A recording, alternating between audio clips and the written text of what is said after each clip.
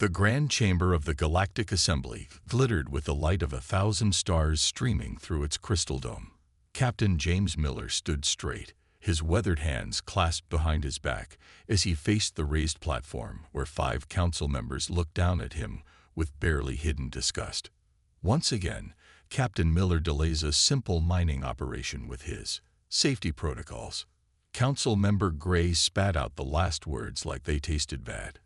His purple skin gleamed under the starlight as he waved a datapad. 3 weeks of preparation for what other species complete in 3 days. Miller kept his face neutral, though his jaw tightened slightly.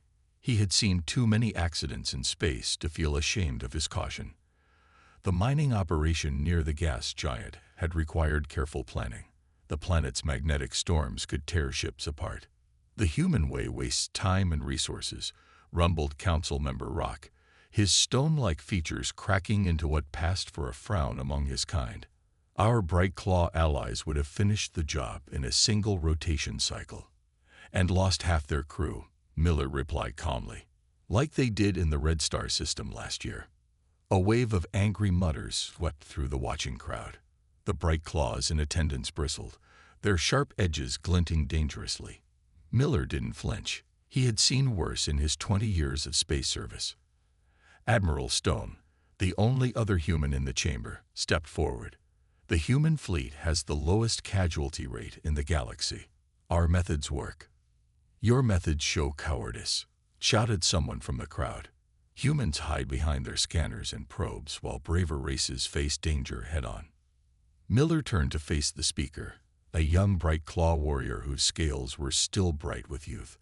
Last month, your people lost 30 miners to a pocket of explosive gas. We lost none. Our scanners detected the danger before we sent anyone in. The council leader, an ancient being known simply as First, raised a hand for silence. Its crystalline form caught the starlight, sending rainbow patterns across the chamber floor. Captain Miller. First's voice echoed with the weight of centuries. Your species joined our assembly promising to contribute to our shared progress. Yet you constantly delay operations with excessive safety measures. Your ships carry triple redundant systems. You refuse to enter any space without lengthy surveys. Even your spacesuits have backups for their backups. We call that being prepared, First, Miller replied respectfully but firmly. Space is dangerous. The void doesn't care about bravery or tradition. It kills the careless without mercy. Spoken like a true coward, sneered Council Member Gray. Perhaps humans should stick to their safe little solar system and leave real space exploration to braver races. Admiral Stone stepped forward again, her voice sharp. Our cowardice has mapped more dangerous regions than any other fleet. We've established more successful colonies, extracted more resources, and lost fewer lives doing it. Call us cowards if you wish, but results speak louder than insults. First's crystalline form flickered, a sign of irritation. The Council has decided. Human safety protocols will be noted, but not required for joint operations. Those who wish to follow your cautious methods may do so.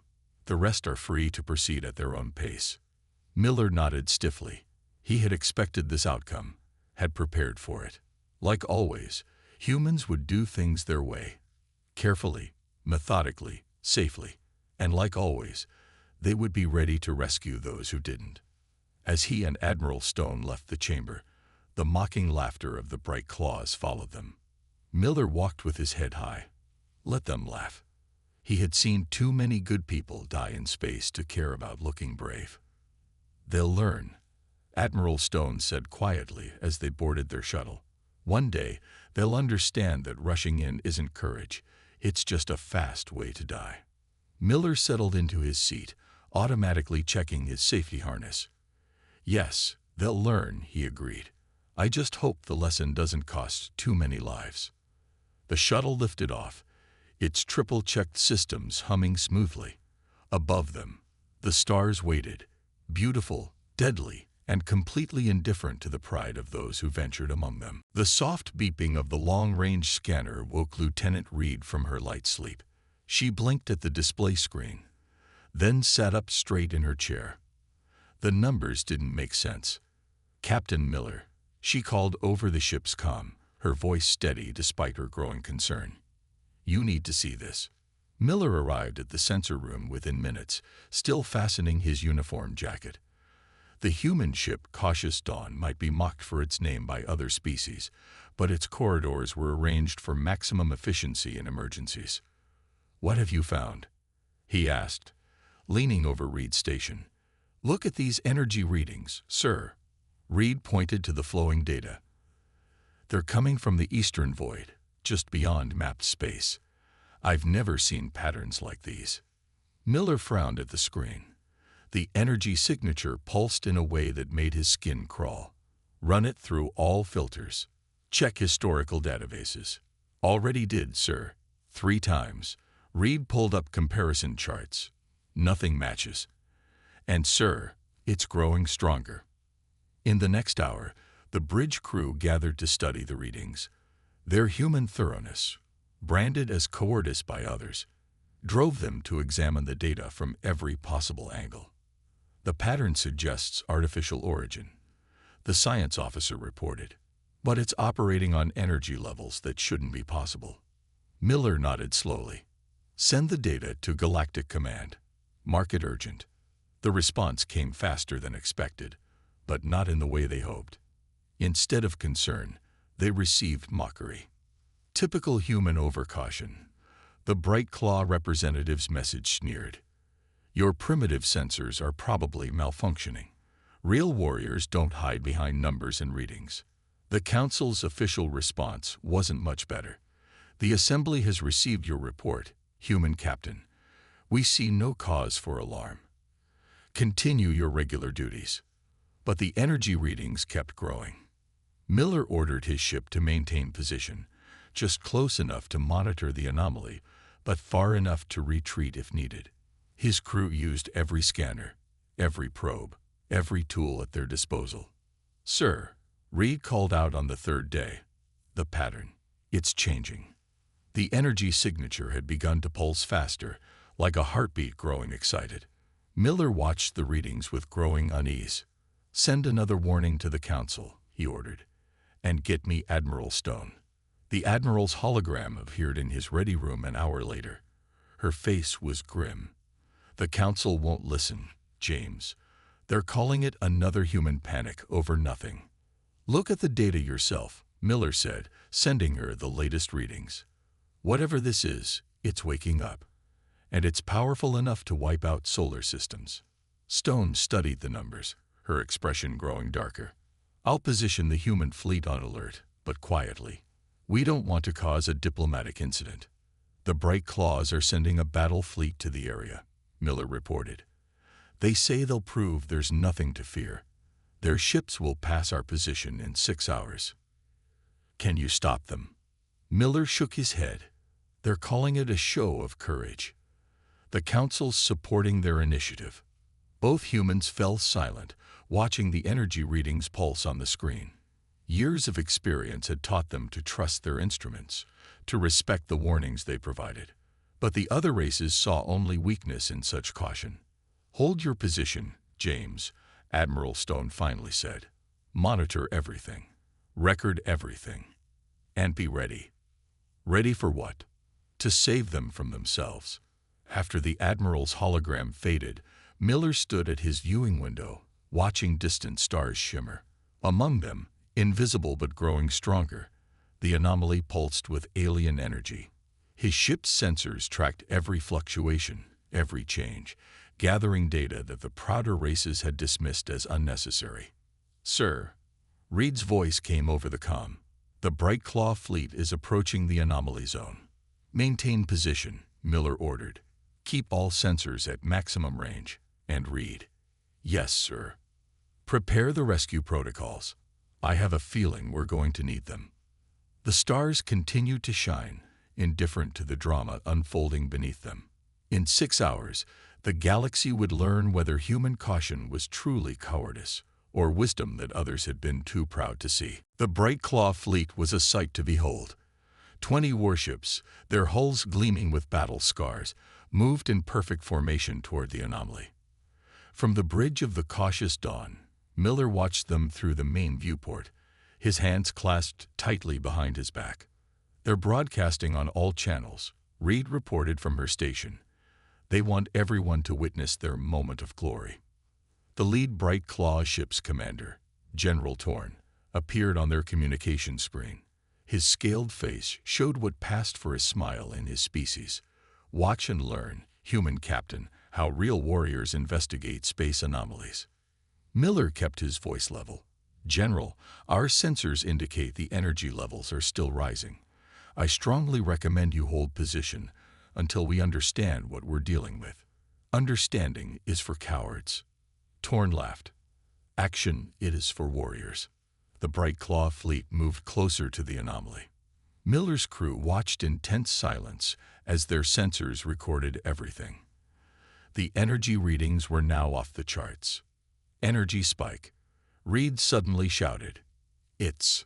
A flash of light brighter than 1,000 suns filled their viewports. The bridge crew shielded their eyes, and when they looked again, their hearts stopped. Where the proud Bright Claw fleet had been, there was nothing.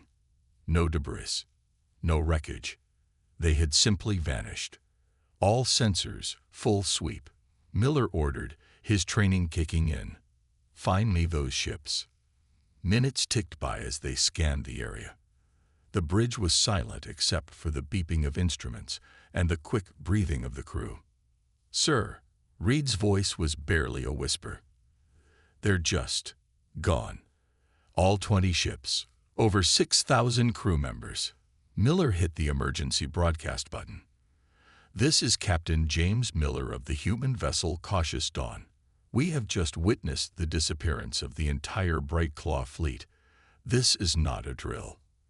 I repeat, this is not a drill. The response was immediate. The Galactic Council chamber erupted in chaos as the news spread. The Bright Claws demanded immediate revenge.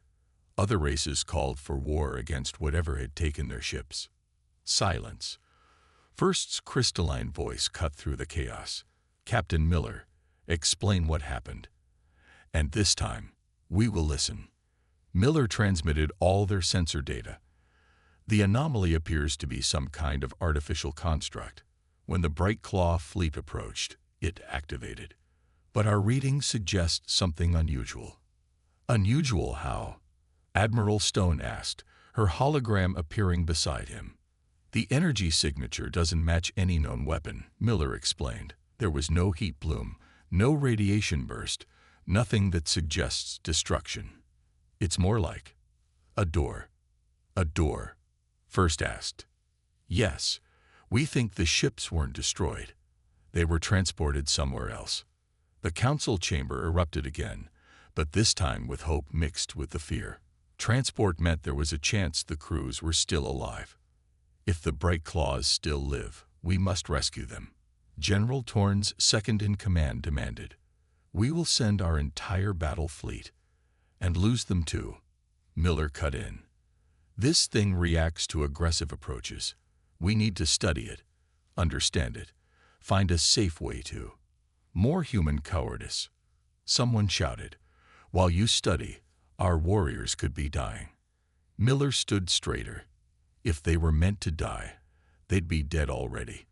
Whatever took them wanted them alive.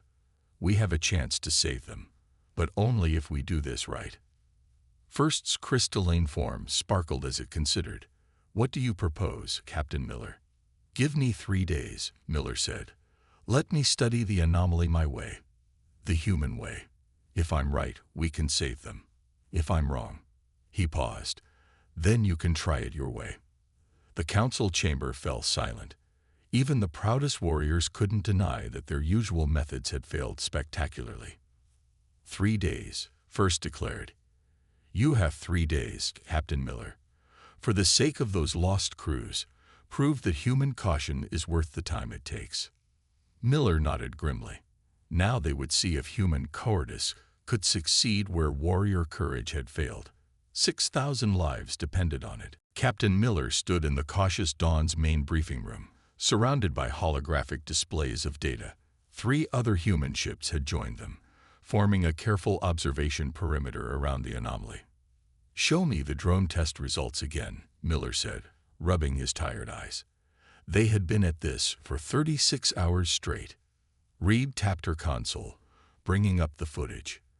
They watched as the 10th test drone approached the anomaly. Like the others before it, it vanished in a flash of light. But this time, Reed pointed excitedly, "We got readings from the other side. Look at this data burst just before we lost contact." Miller leaned forward. The drone had managed to transmit for a fraction of a second after the transport. The readings were strange but clear. Breathable atmosphere, artificial gravity, vast enclosed spaces. "They're alive," he said softly. "The bright claws are alive somewhere in there." Admiral Stone's hologram nodded. "But we need more than just proof of life. We need a way in that doesn't trap us too." Miller walked around the holographic display, studying the patterns. "Each time we sent something in, we learned more. The first drones disappeared instantly. But the later ones, with our modified shields, lasted almost 2 seconds longer." Reed finished. "The anomaly had to work harder to pull them in. Because we adjusted the shield frequencies based on each test," Miller said. "We're learning its language, bit by bit." A young officer spoke up from his station. "Sir, what if we're thinking about this wrong? Everyone sees this as a weapon or a trap, but what if it's more like a security system?" Miller stopped pacing. "Explain." "Well, look at the pattern. It only activates when something approaches with active weapons or enters at high speed. Our slow drones triggered a much weaker response. Like a bouncer at a club," Reed said, catching on. "It's not trying to kill anyone. It's just removing threats." Miller smiled for the first time in days. "That's why it took the bright claws.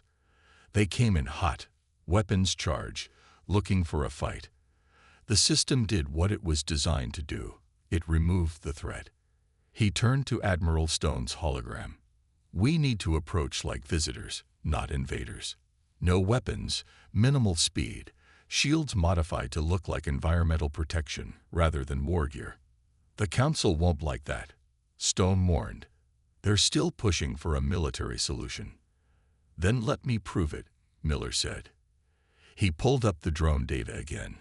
"Give me 12 more hours. I'll take a shuttle in myself." "Absolutely not," Stone and Reed said together. "Look at the data," Miller insisted. "We know the atmosphere is breathable. We know there's gravity. Our latest drone lasted almost 5 seconds and showed massive internal spaces. This isn't a natural phenomenon. It's a building, a structure, maybe even a ship." Reed studied the readings. "If we modify a shuttle's shields based on all our test data and approach at minimal speed, we could get through," Miller finished. "But we have to do it my way, the human way. Slow, careful, every step planned and double-checked." Stone was quiet for a long moment. "The Council gave you 3 days. You've used half that time sending in drones and studying data. They're getting impatient." "Better impatient than dead," Miller replied. "We've learned more in 2 days than they learned in 2 minutes of charging in. Give me the 12 hours. Let me prove that sometimes slow and steady really does win the race." Stone nodded slowly. 12 hours. But I want your plan detailed down to the last bolt. Show them that human caution isn't cowardice, it's wisdom." Miller turned back to the displays. "Reed, get the shuttle bay crew started on the modifications. I want triple redundancy on life support and shields. We're going to do this right." As his crew rushed to their tasks, Miller watched the anomaly's steady pulse on the main screen. Somewhere in there, 6,000 lives waited to be saved. And they would be saved, not by bold charges or warrior courage, but by human caution, human wisdom, and human care. The modified shuttle hummed softly as Miller guided it toward the anomaly. Every system had been checked 3 times. Every possible scenario had been planned for. Even his spacesuit had backup systems for its backup systems. Distance to anomaly, 1,000 meters. Reed's voice came through the comm. She was monitoring from the cautious dawn. All readings normal. Miller kept the shuttle's speed barely above adrift. On his displays, he could see the massive energy field pulsing ahead of him. The Galactic Council watched through his shuttle's cameras, along with every news network in known space. 500 meters, Reed counted down. Energy readings increasing, but within predicted levels.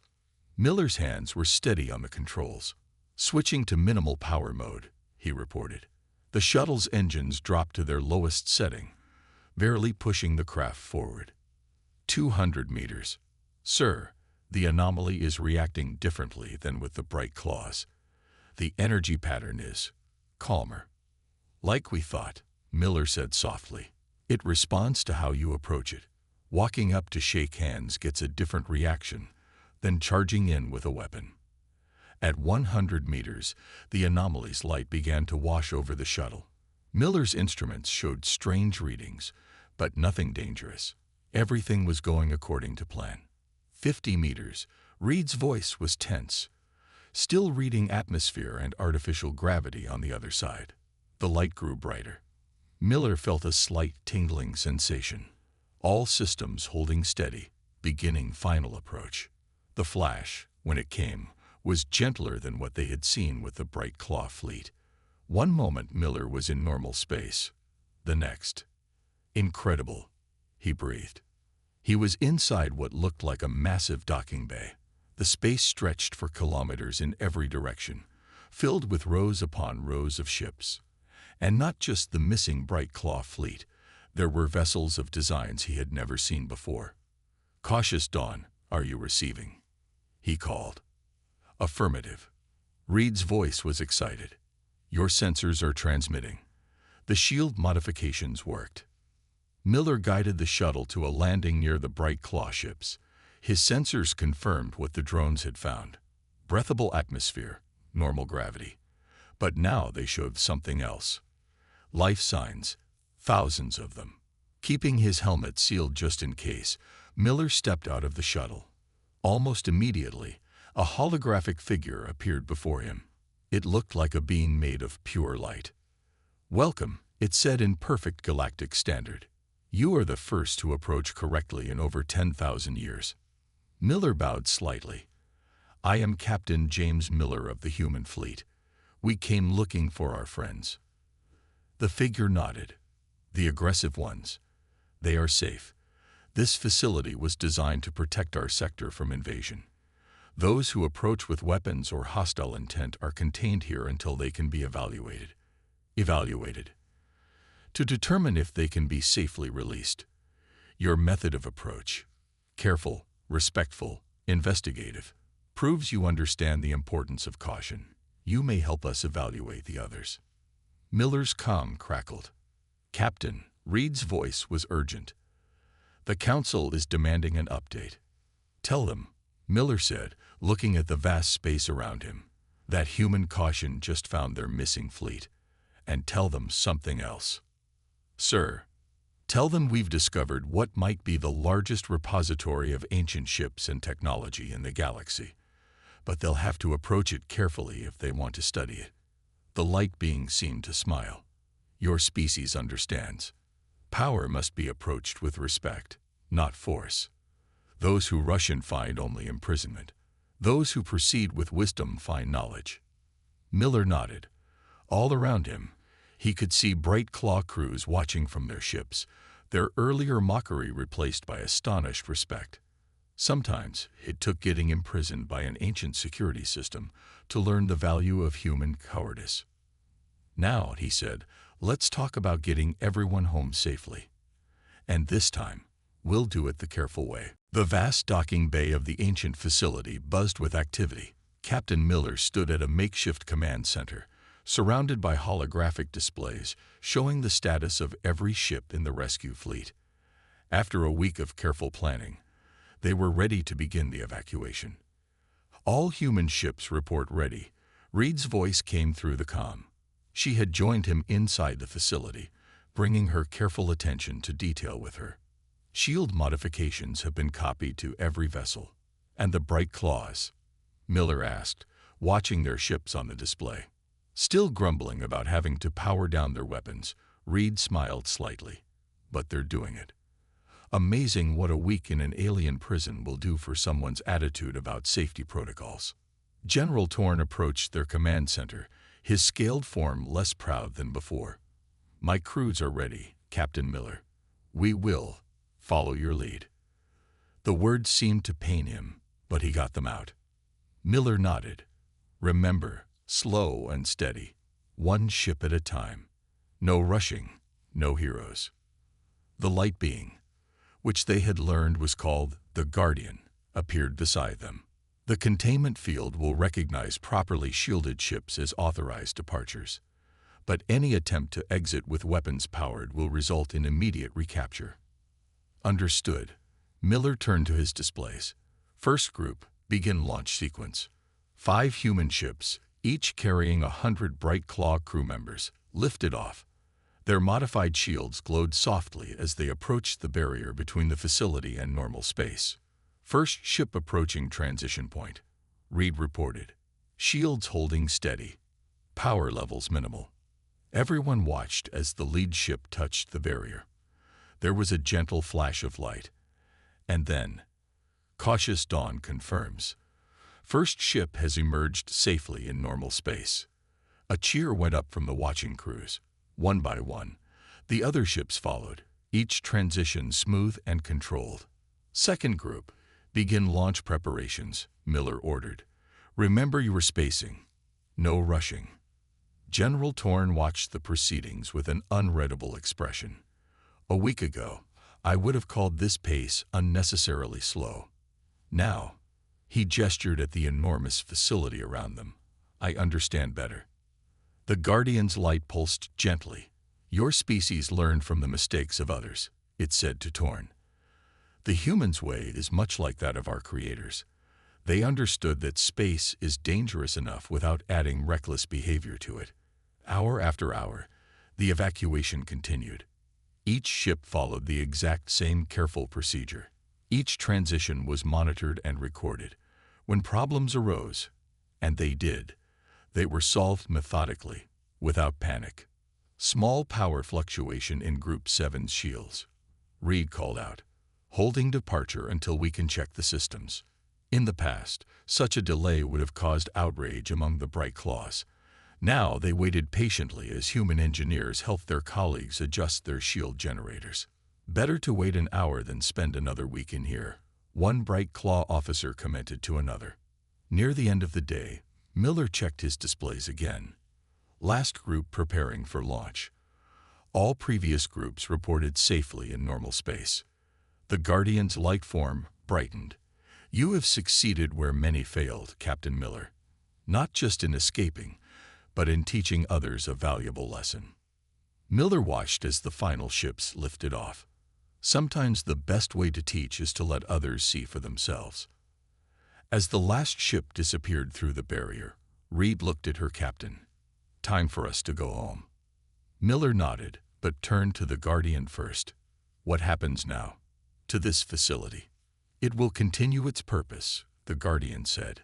"But perhaps now, with the knowledge you have gained, fewer ships will need to be contained. Spread the word, Captain Miller. Teach others that caution is not cowardice. It is the wisdom to respect the dangers of space." In their shuttle, rising toward the barrier, Miller and Reed watched the enormous facility below them. Its lessons would not be forgotten. Not by the Bright Claws, not by the Council, and not by any spacefaring race that heard their story. "Take us home," Miller said. Nice and slow. The Galactic Council chamber looked different now. Where once Captain Miller had stood alone facing mockery, he now stood before a respectful audience. Even the crystal dome above seemed to shine brighter than before. "Captain James Miller." First's voice rang out, its crystalline form glowing with formal intensity. "You stand before this council, having accomplished what many thought impossible. You not only located our lost ships, but returned over 6,000 crew members safely to their homes." Miller stood straight, his uniform crisp, Reed and Admiral Stone beside him. In the audience, he could see hundreds of Bright Claw warriors. the same ones who had once laughed at human caution. More importantly, First continued, "You have brought us knowledge. Knowledge of an ancient race that understood what humans have always known. That space deserves respect, not reckless bravado." General Torn stepped forward. His scales had a new pattern now, straight lines that marked him as someone who had learned wisdom the hard way. "My warriors once mocked human methods." Torn spoke clearly, his voice carrying through the chamber. "We called them cowards for their careful ways. But true courage is not rushing blindly into danger. True courage is facing danger with wisdom." The general turned to face the assembled council members. "The Bright Claw fleet will be changing its protocols. All ships will now carry triple redundant systems. All missions will begin with proper scanning and preparation. We will learn to be more like humans." A murmur of agreement rippled through the chamber. Miller saw nods from representatives of other warrior races who had also received their missing crews back. Admiral Stone stepped forward. "The human fleet offers to share our safety protocols and training methods with all council races. What we learned from the Guardians facility only confirms what we've always believed. Space exploration should unite us in careful progress, not divide us in reckless competition." First's crystal form sparkled with approval. "This council has made a formal decision. All joint operations will now follow human safety standards. What some called cowardice, we now recognize as the wisdom that will carry our civilization forward." Miller listened as more speakers stood to praise the rescue operation's success. But his mind went back to that vast facility, to the Guardians' words about respecting the dangers of space. They had saved more than just the missing crews. They had saved countless future lives by changing how people thought about courage. Reed leaned closer to him. "They're not laughing anymore, sir." "No," Miller smiled slightly. "But that was never the point. The point was keeping people safe." After the ceremony, Miller found himself in one of the council's observation lounges, looking out at the stars. General Torn joined him there. "My warriors have a new saying," Torn said quietly. "Better to be called a coward by fools than to be called dead by the void." Miller turned to face him. "The void doesn't care what we call ourselves, General. It only cares what we do." "Yes." Torn's scales rippled with emotion. "My children will learn this. They will learn to check their shields before boasting of their courage. They will learn that slow and careful returns more warriors home than fast and reckless." First appeared beside them, its crystal form catching starlight. "The Guardian's facility remains, Captain Miller, a reminder to all who would rush foolishly into the unknown. But now it stands also as a monument to human wisdom." Miller nodded, watching ships move carefully through space outside the window. Each one now carried the new council-mandated safety systems. Each one moved with purpose but without reckless speed. "We never wanted to prove anyone wrong," Miller said finally. "We just wanted everyone to make it home alive." "And that," First's voice was gentle, "is why your species will help lead us to the stars. Not with bold charges or fierce attacks, but with careful steps and thoughtful progress." The stars continued their eternal dance outside the window. But now, thanks to human cowardice, more ships would return safely from their light. More crews would make it home to their families. And more races would understand that true courage sometimes meant taking things slow and steady. In the end, that was all the vindication they had ever needed.